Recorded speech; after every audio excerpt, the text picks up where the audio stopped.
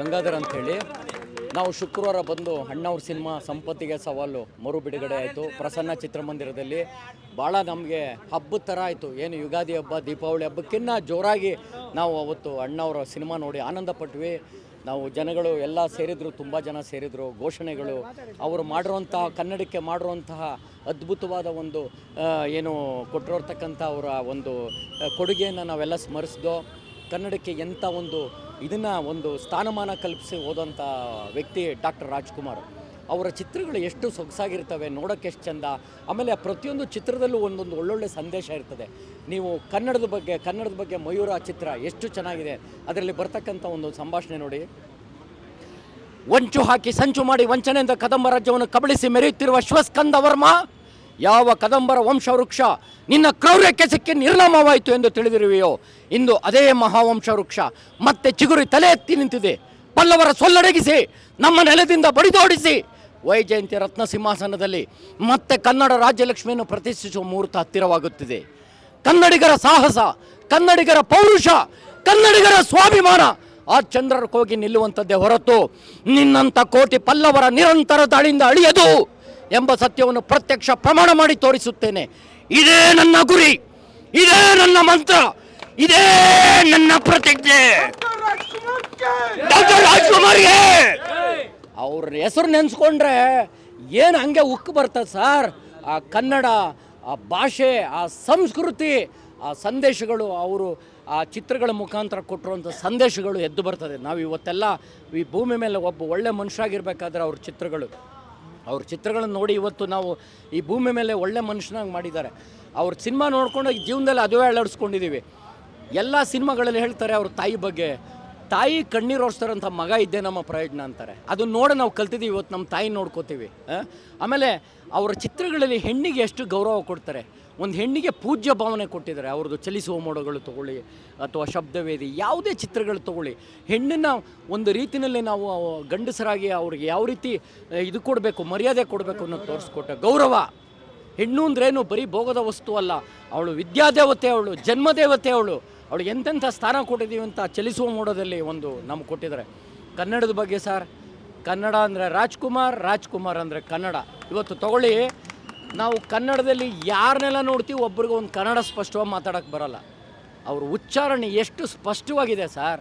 ಅವ್ರು ಹೇಳೋಂಥ ಒಂದು ಸಂಭಾಷಣೆ, ಏರಿಳಿತಗಳು ಯಾವೊಬ್ಬ ಕನ್ನಡದ ಪ್ರೊಫೆಸರ್ಗೆ ಬರೋಲ್ಲ. ನೀವು ಹೇಳಿ, ಯಾರು ಒಬ್ಬ ಪ್ರೊಫೆಸರ್ನ ತೋರಿಸಿ ಅವ್ರ ಥರ ಮಾತಾಡೋದಾ? ಅದೇ ತಗೊಳ್ಳಿ, ಅವರು ಏನು ಒಂದು ಇಂಗ್ಲೀಷ್ ಮಾತಾಡೋದು ಅಷ್ಟೇ. ಎಷ್ಟು ಆ ಎರಡು ಕನಸಿನಲ್ಲಿ ಏನು ಅವರು ಇಂಗ್ಲೀಷ್ ಮಾತಾಡೋ ಸ್ಟೈಲ್ ಹೆಂಗಿದೆ, ಯಾವ ಇಂಗ್ಲೀಷ್ ಪ್ರೊಫೆಸರ್ಗೂ ಬರೋಲ್ಲ. ಆಮೇಲೆ ಸಿನಿಮಾಗಳು, ವೈವಿಧ್ಯಮಯವಾದ ಪಾತ್ರಗಳು. ಆ ಶ್ರೀನಿವಾಸ ಕಲ್ಯಾಣ ತಗೊಳ್ಳಿ, ಅಲ್ಲಿ ನಾವು ತಿರುಪತಿ ತಿಮ್ಮಪ್ಪನ ದರ್ಶನ ಮಾಡ್ಕೊಂಬರ್ತೀವಿ. ಅವ್ನು ಸ್ವಾಮಿ ನೋಡಿಲ್ಲ, ಅಯ್ಯನ ಶ್ರೀನಿವಾಸ ಕಲ್ಯಾಣ ನೋಡಿಬಿಟ್ರೆ ಇವರೇನಪ್ಪ ತಿರುಪತಿ ತಿಮ್ಮಪ್ಪ ಅನಿಸ್ಬಿಡುತ್ತೆ, ಕೈ ಮುಗಿಬೇಕು ಆ ಥರ. ಆಮೇಲೆ ನೀವು ಅವ್ರದ್ದು ಕೆಲವು ಚಿತ್ರಗಳು ನೋಡ್ತಾ ಇದ್ದರೆ ನಾವು ಬಂಗಾರದ ಮನುಷ್ಯ, ನೀವು ನಂಬ್ತಿರೋ ಇಲ್ವೋ, ಎಷ್ಟು ಜನಗಳು ಆ ಬಂಗಾರದ ಮನುಷ್ಯ ನೋಡಿ ಇವತ್ತು ಸಿಟಿಯಿಂದ ಹಳ್ಳಿಗೆ ಹೋಗಿ ಒಳ್ಳೆ ರೈತರಾಗಿದ್ದಾರೆ. ಅಷ್ಟು ಅದೊಂದು ಪರಿಣಾಮಕಾರಿ ಚಿತ್ರ. ನಾನು ಎಷ್ಟೋ ಚಿತ್ರಗಳಿಂದ ಪ್ರಭಾವಿತನಾಗಿದ್ದೀನಿ. ನೀವು ಆ ಬಬ್ರುವಾಹನ ಅಂತ ಸಿನಿಮಾಗಳು ಯಾರೂ ಮಾಡೋಕ್ಕಾಗಲ್ಲ. ಒಂದು ಆ ಪೌರಾಣಿಕ ಚಿತ್ರ, ಅದು ಎಷ್ಟು ಅದ್ಭುತವಾಗಿ ನಟನೆ ಮಾಡಿದ್ದಾರೆ. ಐತಿಹಾಸಿಕ ಚಿತ್ರಗಳು, ಭಕ್ತಿ ಪ್ರಧಾನ ಚಿತ್ರಗಳು, ಭಕ್ತ ಕುಂಬಾರ ಇದೆ, ಅದು ನೋಡ್ತಾ ಇದ್ರೆ ನಾವು ರಂಗ ವಿಠಲ ಎಷ್ಟು ನಾವು ಭಕ್ತಿ ಮಾರ್ಗದಲ್ಲಿ ಮುಳುಗೋಗ್ತೀವಿ. ಭಕ್ತ ಕುಂಬಾರ ಎಂಥ ಅದ್ಭುತವಾದ ಸಿನಿಮಾ ಸಾರ್. ಭಕ್ತ ಕನಕದಾಸ ಎಂತೆಂಥ ಚಿತ್ರಗಳು ಮಾಡಿದ್ದಾರೆ. ಅವ್ರು ಮಾಡದೇ ಇರೋಂಥ ಪಾತ್ರಗಳೇ ಇಲ್ಲ, ಮಾಡದೇ ಇರೋಂತಹ ಒಂದು ಕಥಾವಸ್ತುವೇ ಇಲ್ಲ. ಹಾಗಾಗಿ ಅವರ ಕೊಡುಗೆ ಕನ್ನಡಕ್ಕೆ ಅಪಾರ. ಈ ಸಂಸ್ಕೃತಿ ಇದೆಲ್ಲ ಬೆಳಿಬೇಕಾದ್ರೆ ಅವರಿಲ್ಲದೆ ಏನೂ ಆಗಲ್ಲ ಸರ್. ಇವತ್ತು ನಾವು ಪ್ರತಿ ಸಿನಿಮಾಗಳು ಮರು ಬಿಡುಗಡೆ ಆದಾಗ ಅವ್ರು ಜ್ಞಾಪಿಸ್ಕೋತೀವಿ. ಆಮೇಲೆ ಈ ಸಿನಿಮಾಗಳು ಎಷ್ಟು ಸಲ, 20 ಸಲ 30 ಸಲ ಒಂದೊಂದು ಸಿನಿಮಾಗಳು ನೋಡಿರ್ತೀವಿ. ಅವು ಮತ್ತೆ ಬರ್ತಾ ಇರಲಿ. ಇವತ್ತಿನ ಯುವ ಪೀಳಿಗೆಗೆ ಇಂಥ ಸಿನಿಮಾಗಳು ಬೇಕು ಸರ್. ಯಾಕೆಂದರೆ ಇವತ್ತು ನೋಡಿ, ಯುವ ಪೀಳಿಗೆ ಎಲ್ಲ ಭಾಳ ಒಂದು ಕೆಟ್ಟ ದಾರಿನಲ್ಲಿ ಹೋಗ್ತಾ ಇದ್ದಾರೆ. ಅವ್ರು ಯಾರೂ ಜ್ಞಾನ ಕೊಡೋರಿಲ್ಲ. ಅವರು ದಯವಿಟ್ಟು ಇಂಥ ಸಿನಿಮಾಗಳು ನೋಡಿ ಅವರು ಕಲಿತು ಅದು ತಮ್ಮ ಜೀವನದಲ್ಲಿ ಅಳವಡಿಸ್ಕೊಡ್ಬೇಕು. ಈ ಸಂದರ್ಭದಲ್ಲಿ ನಿಮ್ಮ ಮಾಧ್ಯಮಗಳು ಇಂಥ ಒಳ್ಳೆ ಕೆಲಸಗಳನ್ನ ಮಾಡ್ತಾಯಿದ್ದಾರೆ. ನಾವು ಮಾಧ್ಯಮಗಳಿಗೆ ಕೃತಜ್ಞತೆಯನ್ನು ಸಲ್ಲಿಸ್ತೀವಿ ಸರ್. ನೋಡಿ, 1974ಕ್ಕೆ ಮೊದಲ ಬಾರಿ ಈ ಚಿತ್ರ ಬಿಡುಗಡೆ ಆಗಿತ್ತು. ಅವತ್ತು ಭರ್ಜರಿ ಯಶಸ್ಸು ಗಳಿಸಿತ್ತದು. 25 ವಾರ ಪ್ರದರ್ಶನ ಹಲವಾರು ಕೇಂದ್ರಗಳಲ್ಲಿ ಇದು ಕಂಡಿತ್ತು. ಅದಾದ ನಂತರ ಹಲವಾರು ಬಾರಿ ಮರುಬಿಡುಗಡೆಯಾಗಿ ಕೂಡ ಶತದಿನೋತ್ಸವ ಆಚರಿಸಿದಂತಹ ಚಿತ್ರ ಇದು. ದುತ್ತರಗಿ ಅವರ ನಾಟಕ ಆಧರಿಸಿದಂಥ ಚಿತ್ರ, ಅಂದರೆ ನೆಲದ ಸೊಗಡು ಇರುವಂಥ ಚಿತ್ರ, ಅದ್ಭುತ ಯಶಸ್ಸನ್ನು ಗಳಿಸಿತ್ತು. ಅಂಥ ಕಲಾವಿದರು ಮತ್ತೆ ಇಲ್ಲ. ತಂತ್ರಜ್ಞಾನ ಮುಂದುವರೆದಿದೆ, ಬಂಡವಾಳ ಮುಂದುವರೆದಿದೆ, ಆದರೆ ಇಂಥ ಚಿತ್ರ ಮತ್ತೆ ಬರೋದು ಸಾಧ್ಯ ಇಲ್ಲ. ಅದು ಅಣ್ಣಾವರ ಚಿತ್ರಗಳಿಗಿರುವ ಮಾಂತ್ರಿಕ ಶಕ್ತಿ. ಇವತ್ತು ನೋಡಿ, ಎಲ್ಲ ವಯೋಮಾನದ ಅಭಿಮಾನಿಗಳು ಬಂದಿದ್ದಾರೆ. ಅವರೆಲ್ಲ ಬಂದಿರೋದು ಈ ಚಿತ್ರನ ಹಲವಾರು ಬಾರಿ ನೋಡಿದ್ದಾರೆ. ಇವತ್ತಿಗೂ ಕೂಡ ವಾಹಿನಿಗಳಲ್ಲಿ ತಿಂಗಳಿಗೆ 2 ಸಲ ಚಿತ್ರ ಬರುತ್ತೆ, ನೋಡಿರ್ತಾರೆ. ಆದರೆ ಅಣ್ಣಾವ್ರನ್ನ ಬೆಳ್ಳಿ ತೆರೆ ಮೇಲೆ ನೋಡೋದಿದೆಯಲ್ಲ, ಆ ಅನುಭವ ಬಹಳ ವಿಶಿಷ್ಟವಾದದ್ದು. ಅದು ಆಕರ್ಷಣೆ, ಅದು ಸೂಜಿಗಲ್ಲಿನ ಸೆಳೆತ ಇದು. ಅದಕ್ಕೆ ನೋಡಿ, ಎಲ್ಲ ವಯೋಮಾನದ ಜನ, 3-4 ತಲೆಮಾರಿನ ಜನ ಇವತ್ತು ಬಂದು ಅಭಿಮಾನಿಗಳನ್ನು ನೋಡ್ಬೋದು. ನಮಗೂ ಅಷ್ಟೇ, ಈ ಅಣ್ಣಾವ್ರನ್ನ ಬೆಳ್ಳಿ ತೆರೆ ಮೇಲೆ ನೋಡಬೇಕು ಅನ್ನೋ ಕಾರಣಕ್ಕಾಗಿ ನಾನು ಜಯನಗರದಿಂದ ಬಂದಿದ್ದೀನಿ. ಅಣ್ಣಾವ್ರ ಅಭಿಮಾನಿ ನಾನು. ಅಣ್ಣಾವ್ರ ಚಿತ್ರಗಳಿಗೆ ಒಂದು ಭಾಷಾಭಿಮಾನದ ಚೌಕಟ್ಟಿರ್ತಿತ್ತು, ಮೌಲ್ಯಗಳ ಚೌಕಟ್ಟಿರ್ತಿತ್ತು. ಅದನ್ನು ಜನ ಗೌರವಿಸ್ತಾರೆ. ಇವತ್ತಿಗೂ ಕೂಡ ಅಣ್ಣಾವ್ರ ಚಿತ್ರ ಎಲ್ಲೇ ಬಿಡುಗಡೆ ಆದರೂ ಕುಟುಂಬ ಸಮೇತ ಬಂದು ಚಿತ್ರ ನೋಡ್ತಾರೆ. ಇವತ್ತು ಕನ್ನಡ ಚಿತ್ರಗಳಿಗೆ ಪ್ರೇಕ್ಷಕರು ಬರ್ತಾ ಇಲ್ಲ ಅಂತ ಹೇಳ್ತಾರೆ. ಇವತ್ತು ನೋಡಿ, ಬಿಡುಗಡೆ ಆದಾಗಿಂದ ಎಷ್ಟು ಜನ ಬೇರೆ ಬೇರೆ ಊರುಗಳಿಂದ ಬಂದು ನೋಡ್ತಾ ಇದ್ದಾರೆ. ಅಂದರೆ ಇಲ್ಲೊಂದು ಸಂದೇಶ ಇದೆ, ಮುಂದೆ ಕನ್ನಡ ಚಿತ್ರಗಳು ಇದೇ ಮಾದರಿಯಲ್ಲಿ ಬರಬೇಕು. ಅಣ್ಣಾವ್ರ ಏಕೈಕ, ಅಣ್ಣಾವ್ರಿಗೆ ಅಣ್ಣಾವರೇ ಸಾಟಿ. ಅದ್ಭುತ ನಟನೆ ಜೊತೆಗೆ ಅದ್ಭುತ ಗಾಯನ, ಈ ಎರಡೂ ಗುಣಗಳು ಒಬ್ಬರಲ್ಲಿ ಮೇಳೈಸಿರುವುದು ಇಡೀ ಪ್ರಪಂಚದಲ್ಲೇ ಅಣ್ಣಾವ್ರಲ್ಲಿ ಮಾತ್ರ. ಅದು ನಮಗೆಲ್ಲ ಅಣ್ಣಾವ್ರಿಗೆ ಯಾರೂ ಸಾಟಿ ಇಲ್ಲ. ಅವ್ರದ್ದೇ ಹಾಡು ಒಂದಿದೆ, ಸೂರ್ಯನ ಕಾಂತಿಗೆ ಸೂರ್ಯನೇ ಸಾಟಿ ಅಂತ. ಅಣ್ಣಾವ್ರಿಗೆ ಅಣ್ಣಾವರೇ ಸಾಟಿ. ಭಾಳ ಖುಷಿ ಆಗ್ತಾ ಇದೆ ಇವತ್ತು. ಇನ್ನೂ ಜನ ಇವತ್ತು ಆಗಲೇ ತುಂಬಿದ ಗ್ರಹಗಳಲ್ಲಿ ಪ್ರದರ್ಶನ ಕಾಣ್ತಾ ಇದೆ. ಮತ್ತೆ ಪ್ರತಿಯೊಬ್ಬರು ಬಂದು ನೋಡಬೇಕು. ಅದು ವಿಶೇಷವಾಗಿ ಹಿರಿಯರು ಮಕ್ಕಳನ್ನ ಕರ್ಕೊಂಡು ಬರ್ತಾ ಇದ್ದಾರೆ. ಅಂದರೆ ಮಕ್ಕಳಿಗೆ ಅಣ್ಣಾವ್ರನ್ನ ಪರಿಚಯ ಮಾಡಬೇಕು, ಸಣ್ಣವ್ರಿಗೆ. ಇದು ಬಹಳ ಮುಖ್ಯ. ಇದು ಅದರಿಂದ ಅಣ್ಣಾವ್ರ ಹೆಸರು ಚಿರಸ್ಥಾಯಿ, ಕನ್ನಡಿಗರ ಹೃನ್ಮನಗಳಲ್ಲಿ ಅವರು ಸದಾ ಚಿರಸ್ಥಾಯಿ ಆಗಿರ್ತಾರೆ. ಇನ್ನು ಕೆಲವೇ ವರ್ಷಗಳಲ್ಲಿ ಅವರ ಜನ್ಮ ಶತಮಾನೋತ್ಸವ ಬರ್ತಾ ಇದೆ. ಅದನ್ನೆಲ್ಲ ಅದ್ಧೂರಿಯಾಗಿ ಮಾಡಬೇಕು ಅಂತ ಅಭಿಮಾನಿಗಳು ಈಗೆಲ್ಲ ಮಾತಾಡ್ಕೋತಾ ಇದ್ದಾರೆ. ಅದು ಬಹಳ ವಿಜೃಂಭಣೆಯಿಂದ ನಡೀಲಿ ಅಂತ ನಾನು ಹಾರೈಸ್ತೀನಿ.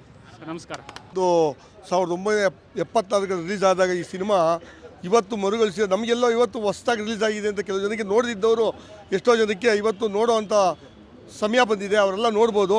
ಯಾಕಂದರೆ ಇವಾಗ ಬರೋ ಸಿನಿಮಾಗೂ ಮೊದಲಿನ ಸಿನಿಮಾಗೂ ಅಣ್ಣವರಲ್ಲಿ ಒಂದು ವಿಶೇಷತೆ ಏನಂದರೆ, ಪ್ರತಿಯೊಂದಕ್ಕೂ ಅವರಿಗೆ ಒಂದು ಅರ್ಥಪೂರ್ಣವಾಗಿರೋದು. ಏನಂದರೆ ಇವತ್ತು ಯಾವುದೇ ಒಂದು ಸಿನಿಮಾ ಬಂದರೆ ಅದಕ್ಕೆ ಅರ್ಥನೇ ಇರಲ್ಲ, ಆದರೆ ಅಣ್ಣವ್ರ ಸಿನಿಮಾ ಪ್ರತಿಯೊಂದು ಅರ್ಥ ಸಿಗುತ್ತೆ. ಯಾಕಂದರೆ ಕೇಳಿ, ಇವತ್ತು ನೋಡಿ, ಒಂದು ಅತ್ತಿಗೆ ಅನ್ನೋ ಬಾಂಧವ್ಯ ಇರ್ಬೋದು, ತಾಯಿ ಅನ್ನೋ ಬಾಂಧವ್ಯ ಇರ್ಬೋದು, ಅಣ್ಣ ಅನ್ನೋ ಬಾಂಧವ್ಯ ಇರ್ಬೋದು, ಪ್ರತಿಯೊಂದಕ್ಕೂ ಅಣ್ಣವರು ನೋಡಿ. ಇವತ್ತು ಕಸ್ತೂರಿ ನಿವಾಸ ಒಂದು ಸಿನಿಮಾ ನೋಡಿ, ಎಷ್ಟೋ ಜನ ಕಸ್ತೂರಿ ನಿವಾಸ ನೋಡಿ ಆ ಸಿನಿಮಾನ ಅಳವಡಿಸ್ಕೊಂಡವ್ರು ಎಷ್ಟೋ ಜನ. ಯಾವತ್ತು ಕೊಟ್ಟು ಅಣ್ಣವ್ರ ಕೈ ಯಾವತ್ತು ಹಿಂಗೆ ಕೈ ಕೆಳಗಡೆ ಹಿಂಗೆ ಹಿಡಿದಂಥ ಕೈ, ಆ ಥರ ಬಂಗಾರದ ಮನುಷ್ಯ ಇರ್ಬೋದು. ಎಲ್ಲ ಊರು ಬಿಟ್ಟು ಎಷ್ಟೋ ಜನ ಬೆಂಗಳೂರು ಬಂದವರೆಲ್ಲ ತಿರ್ಗಾ ಊರಿಗೆ ಹೊಂಟೋದ್ರು. ಆ ಒಂದು ಸಿನಿಮಾ ಇದು ಶ್ರೀನಿವಾಸ ಕಲ್ಯಾಣ, ತಾಯಿಗೆ ತಕ್ಕ ಮಗ ಇರ್ಬೋದು. ಪ್ರತಿಯೊಂದು ಸಿನಿಮಾನು ಅಣ್ಣವ್ರದ್ದು ಒಂದು ಮೌಲ್ಯಯುತವಾದ ಸಿನಿಮಾ. ಇವತ್ತು ಈ ಸಂಪತ್ತಿಗೆ ಸವಾಲು ನಮಗೂ ನಿಜವಾಗಿ ಎಲ್ಲ ಒಂದು ಖುಷಿ ಆಯ್ತಾ ಇದೆ. ಎಲ್ಲ ನೋಡಿ, ಇವತ್ತು ನಾವು ಈ ಜನರ ಹಳೆಯ ಅಭಿಮಾನಿಗಳು ಒಂದು 60 ವರ್ಷ, 65 ವರ್ಷ, 70 ವರ್ಷದವ್ರನ್ನೆಲ್ಲ ಇವತ್ತು ನೋಡ್ತಾ ಇದ್ದೀವಿ. ನಮಗೂ ಇಲ್ಲಿ ಒಂದು ಖುಷಿ ಆಗುತ್ತೆ. ಈ ಸಿನಿಮಾ ಬಂದು ಹೆಚ್ಚಿನ ರೀತಿಯಲ್ಲಿ ಪ್ರತಿಯೊಬ್ಬರು ಬಂದು ನೋಡಬೇಕು. 4 ಶೋ ಇದೆ. 10:30, 10:30, 4 ಶೋ, 10:30, 10:30, 1:30, 4:30, 7:30, ರಾತ್ರಿ 10:30 ಶೋನು ಇದೆ. ಪ್ರತಿಯೊಬ್ಬರು ಅಭಿಮಾನಿಗಳು ಬಂದು ನೋಡಬೇಕು. ಯಾಕಂದರೆ ಈ ಸಿನಿಮಾ ಇನ್ನೊಂದು ಸತಿ ಈ ಸಿನಿಮಾ ಯಶಸ್ವಿ ಆದರೆ ಇನ್ನೂ ಕೆಲವು ಜನ ಎಲ್ಲ ಬಂದು ಹಾಕುವಂಥ ಹೊಸ ಸಿನಿಮಾ, ಶಂಕರ್ ಗುರು ಇರ್ಬೋದು, ತಾಯಿಗೆ ತಕ್ಕ ಮಗ ಇರ್ಬೋದು, ದಾರಿ ತಪ್ಪಿದ ಮಗ ಇರ್ಬೋದು, ಸಿನಿಮಾ ಪ್ರತಿಯೊಂದು ಪಿಕ್ಚರ್ ರಿಲೀಸ್ ಮಾಡೋಕ್ಕೆ ಕೆಲವು ಜನ ಮುಂದೆ ಬರ್ತಾರೆ. ನೀವೆಲ್ಲ ಈ ಸಿನಿಮಾನ ಪ್ರೋತ್ಸಾಹ ಕೊಟ್ಟು ಸಹಕಾರ ಕೊಟ್ಟರೆ ಭಾಳ ಅದ್ಭುತವಾಗಿ ಇವತ್ತು ನೋಡಿ ಕಟ್ಟೋರಿಗೆಲ್ಲ ಹಾರ ಆಗ್ತಾಯಿದೆ. ಎಲ್ಲ ಅಭಿಮಾನಿಗಳು ಸೇರಿ ಇವತ್ತು ಹಾರ ಆಗ್ತಾಯಿದ್ದೀವಿ. ದಯವಿಟ್ಟು ಎಲ್ಲ ಅಭಿಮಾನಿಗಳು, ಎಲ್ಲ ಜಿಲ್ಲೆಯಲ್ಲಿರೋರು ಇನ್ನೂ ಶುಕ್ರವಾರವರೆಗೂ ಸಿನಿಮಾ ಇರುತ್ತೆ. ಇವತ್ತಿಗೆ ಅಲ್ಲ, ಶುಕ್ರವಾರವರೆಗೂ ಸಿನಿಮಾ ಇರುತ್ತೆ. ಪ್ರತಿಯೊಬ್ಬರು ಬಂದು ಎಲ್ಲದಿಂದ ಸಿನಿಮಾ ನೋಡಿ. ಸೋಮವಾರ ಒಂದು ಸಿನಿಮಾ ಇರುತ್ತೆ. ಇವತ್ತು ಭಾನುವಾರ ಒಂದೇ ದಿವಸಕ್ಕೆಲ್ಲ, ಸೋಮವಾರ, ಮಂಗಳವಾರ, ಬುಧವಾರ, ಗುರುವಾರ ಇರುತ್ತೆ. ಸಿನಿಮಾ ಬಂದು ನೋಡಿ ಅಂತ ಕೇಳ್ಕೊಂತೀನಿ. ಡಾಕ್ಟರ್ ರಾಜ್ಕುಮಾರ್ಗೆ